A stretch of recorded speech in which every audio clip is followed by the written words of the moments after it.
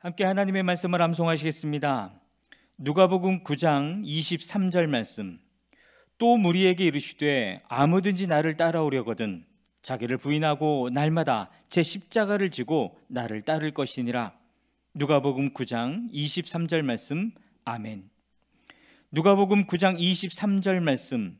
또 무리에게 이르시되 아무든지 나를 따라오려거든 자기를 부인하고 날마다 제 십자가를 지고 나를 따를 것이니라. 누가복음 9장 23절 말씀. 아멘. 요한복음 18장입니다. 예수께서 이 말씀을 하신 뒤에 제자들과 함께 기드론 골짜기 건너편으로 가셨다. 거기에는 동산이 하나 있었는데 예수와 그 제자들이 거기에 들어가셨다. 예수가 그 제자들과 함께 거기서 여러 번 모이셨으므로 예수를 넘겨줄 유다도 그것을 알고 있었다.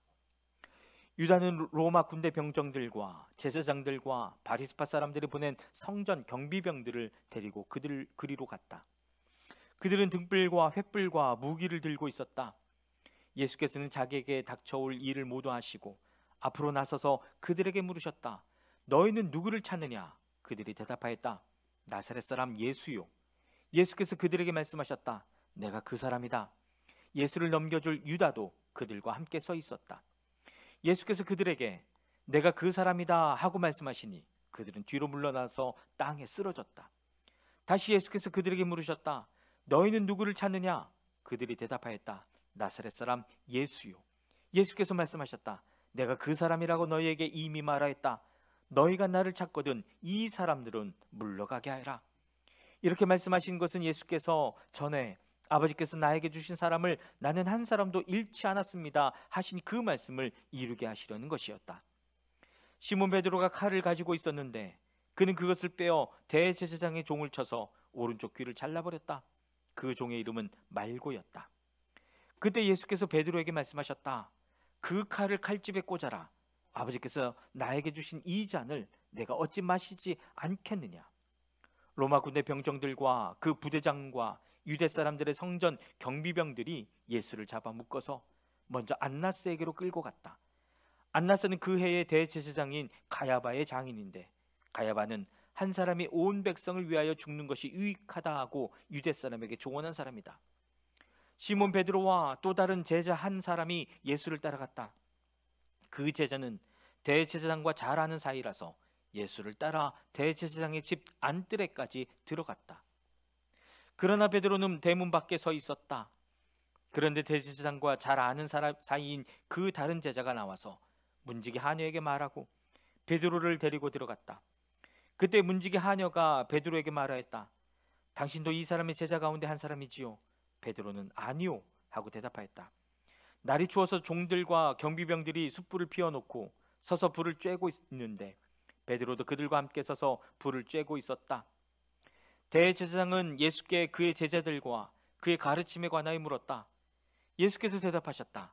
나는 드러내놓고 세상에 말하였소. 나는 언제나 모든 유대 사람이 모이는 회당과 성전에서 가르쳤으며 아무것도 숨어서 말한 것이 없소. 그런데 어찌하여 나에게 묻소? 내가 무슨 말을 하였는지를 들은 사람들에게 물어보시오. 내가 말한 것을 그들이 알고 있어.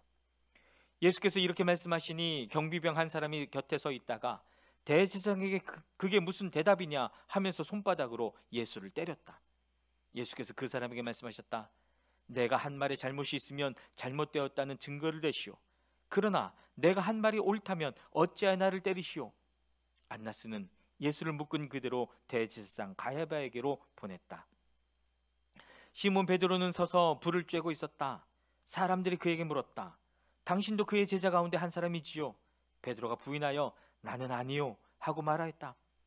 베드로에게 귀를 잘린 사람의 친척으로서 대제사장의 종 가운데 한 사람이 베드로에게 말하였다. 당신이 동산에서 그와 함께 있는 것을 내가 보았는데 그러시오?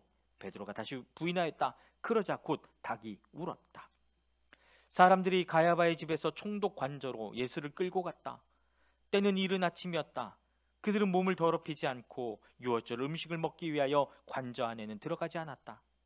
빌라도가 그들에게 나와서 당신들은 이 사람을 무슨 일로 고발하는 거요? 하고 물었다. 그들이 빌라도에게 대답하였다. 이 사람이 악한 일을 하는 사람이 아니라면 우리가 총독님께 넘기지 않았을 것입니다. 빌라도가 그들에게 말하였다. 그를 데리고 가서 당신들의 법대로 재판하시오. 유대 사람들이 우리는 사람을 죽일 권한이 없습니다 하고 대답하였다. 이렇게 하여 예수께서 자기가 어떠한 죽음으로 죽을 것인가를 암시하여 주신 말씀이 이루어졌다. 빌라도가 다시 관저 안으로 들어가 예수를 불러내서 물었다. 당신이 유대 사람들의 왕이요? 예수께서 대답하셨다. 당신이 하는 그 말은 당신의 생각에서 나온 말이요. 그렇지 않으면 나에 관하여 다른 사람들이 말해 준 것이요. 빌라도가 말하였다. 내가 유대 사람이란 말이요. 당신의 동족과 대제사장들이 당신을 나에게 넘겨주었소. 당신은 무슨 일을 하였소? 예수께서 대답하셨다. 내 나라는 이 세상에 속한 것이 아니요. 나의 나라가 세상에 속한 것이라면 나의 부하들이 싸워서 나를 유대 사람들의 손에 넘어가지 않게 하였을 것이요.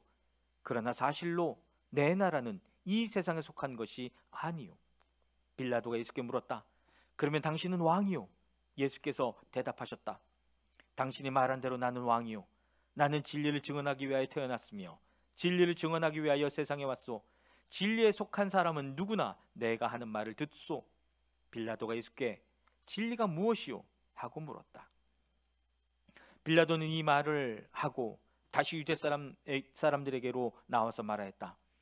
나는 그에게서 아무 죄도 찾지 못하였소. 유월절에는 내가 여러분에게 죄수 한 사람을 놓아주는 관례가 있소.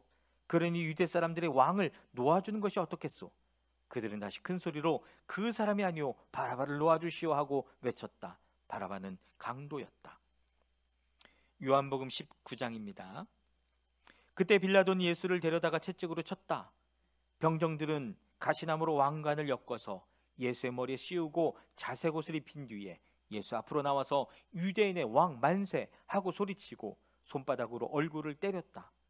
그때 빌라도가 다시 바깥으로 나와서 유대 사람들에게 말하였다. 보시오, 내가 그 사람을 당신들 앞에 데려오겠소. 나는 그에게서 아무 죄도 찾지 못했소. 나는 당신들이 그것을 알아주기를 바라오. 예수가 가시관을 쓰시고 자색 옷을 입으신 채로 나오시니 빌라도가 그들에게 보시오, 이 사람이요 하고 말하였다. 대제사장들과 경비병들이 예수를 보고 외쳤다. 십자가에 못 박으시오, 십자가에 못 박으시오. 그러자 빌라도는 그들에게 당신들이 이 사람을 데려다가 십자가에 못 박으시오. 나는 이 사람에게서 아무 죄도 찾지 못했소 하고 말하였다. 유대 사람들이 그에게 대답하였다. 우리에게는 율법이 있는데 그 율법을 따르면 그는 마땅히 죽어야 합니다. 그가 자기를 가리켜서 하나님의 아들이라고 하였기 때문입니다. 빌라도가 이 말을 듣고 더욱 두려워서 다시 관저 안으로 들어가서 예수께 물었다. 당신은 어디에서 왔소? 예수께서는 그에게 아무 대답도 하지 않으셨다. 그래서 빌라도가 예수께 말하였다. 나에게 말을 하지 않을 작정이요, 나에게는 당신을 놓아줄 권한도 있고 십자가에 처형할 권한도 있다는 것을 모르시오? 예수께서 대답하셨다. 위에서 주지 않으셨더라면 당신에게는 나를 어찌할 아무런 권한도 없을 것이요, 그러므로 나를 당신에게 넘겨준 사람의 죄는 더 크다 할 것이요. 이 말을 듣고서 빌라도는 예수를 놓아주려고 힘썼다. 그러나 유대 사람들은 이 사람을 놓아주면 총독님은 황제 폐하의 충신이 아닙니다. 자기를 가리켜서 왕이라고 하는 사람은 누구나 황제 폐하를 반역하는 자입니다 하고 외쳤다. 빌라도는 이 말을 듣고 예수를 데리고 나와서 리토스트론이라고 부르는 재판석에 앉았다.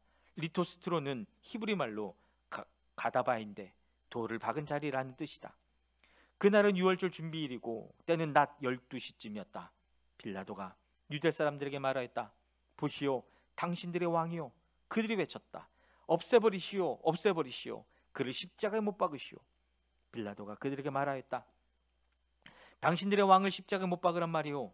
대제사장들이 대답하였다. 우리에게는 황제 폐하밖에는 왕이 없습니다. 이리하여 이제 빌라도는 예수를 십자가에 처형하라고 그들에게 넘겨주었다. 그들은 예수를 넘겨받았다. 예수께서 십자가를 지시고 해골이라 하는 데로 가셨다. 그곳은 히브리 말로 골고다라고 하였다.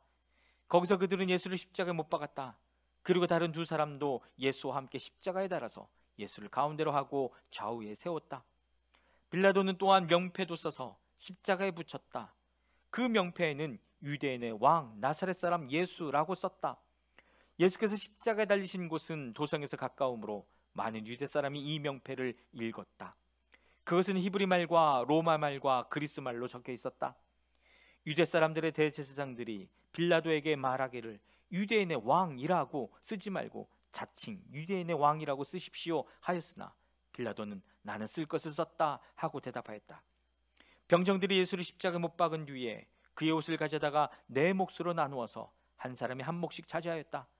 그리고 속옷은 이음새 없이 위에서 아래까지 통째로 짠 것이므로 그들은 서로 말하기를 이것은 찢지 말고 누가 차지할지 제비를 뽑자 하였다.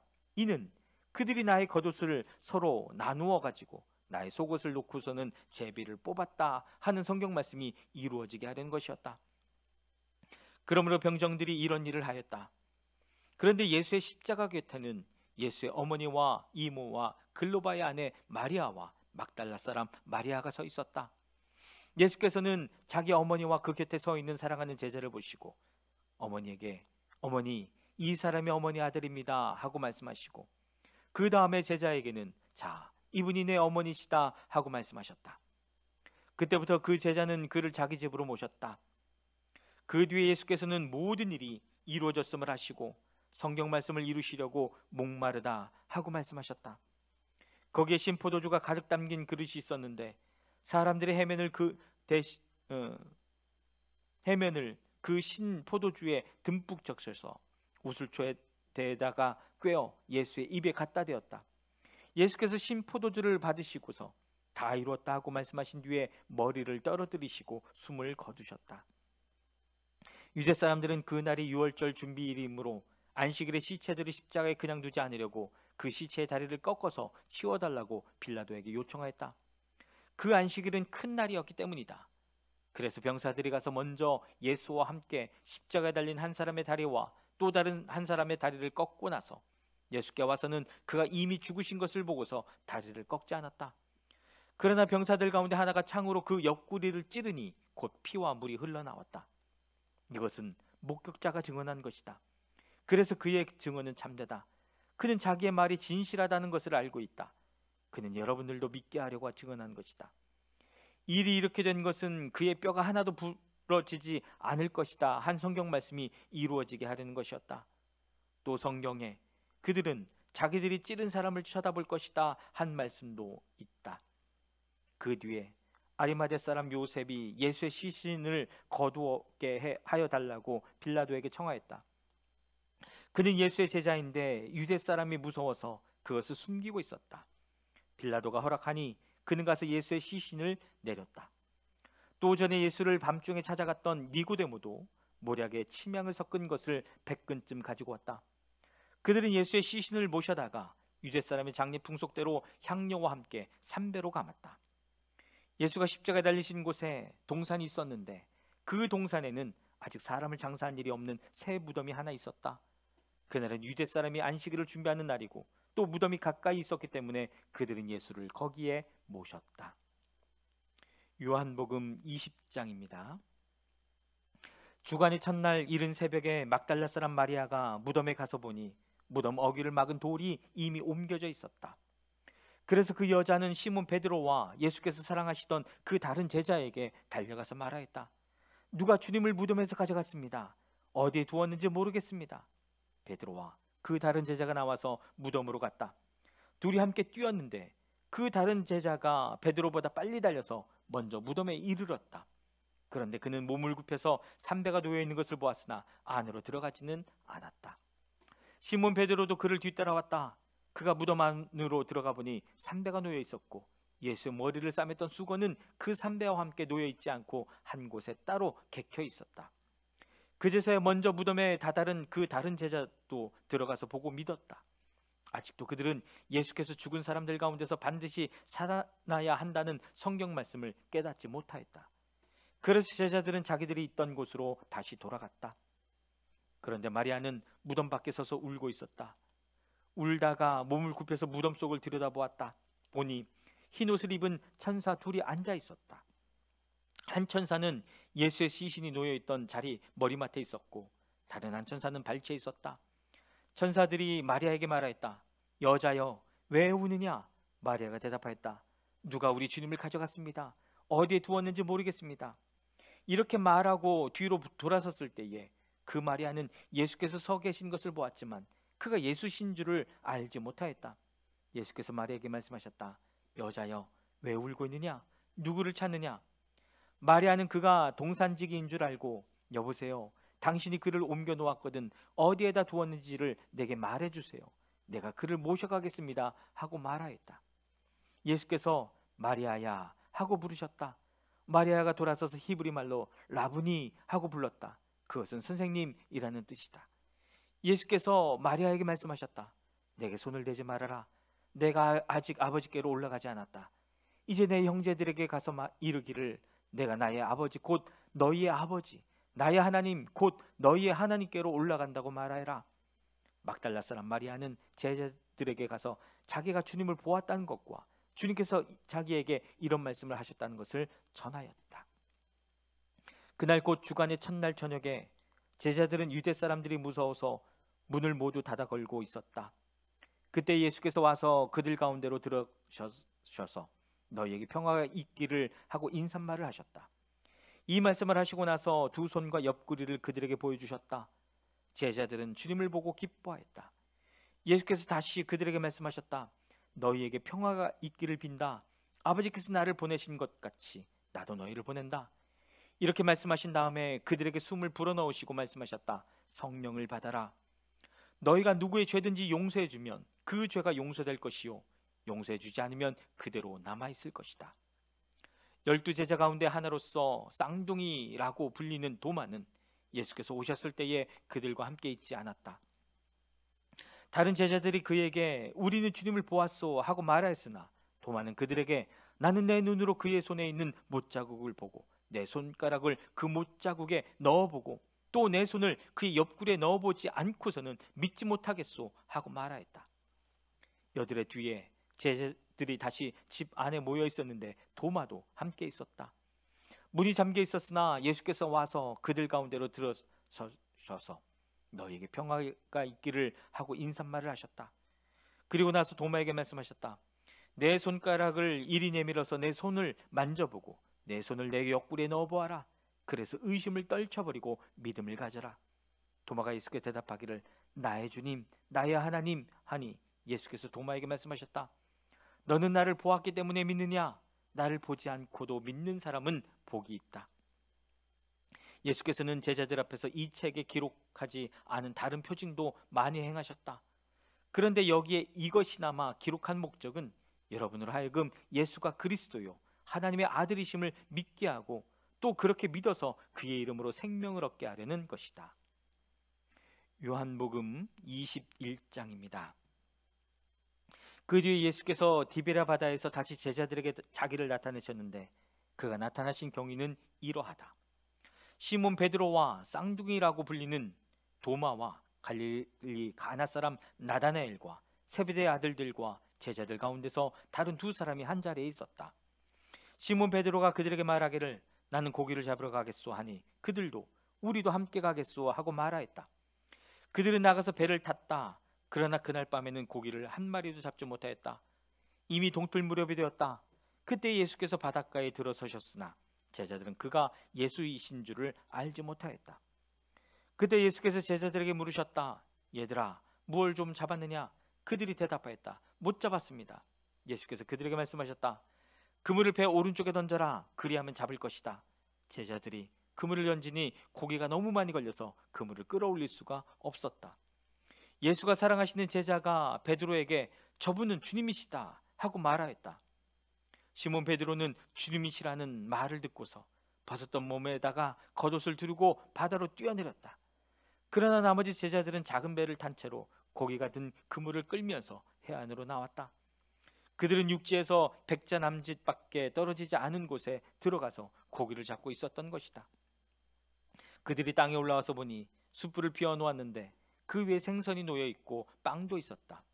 예수께서 제자들에게 말씀하셨다. 너희가 지금 잡은 생선을 조금 가져오너라. 시몬 베드로가 배에 올라가서 그물을 땅으로 끌어내렸다. 그물 안에는 큰 고기가 153마리나 들어있었다. 고기가 그렇게 많았으나 그물이 찢어지지 않았다.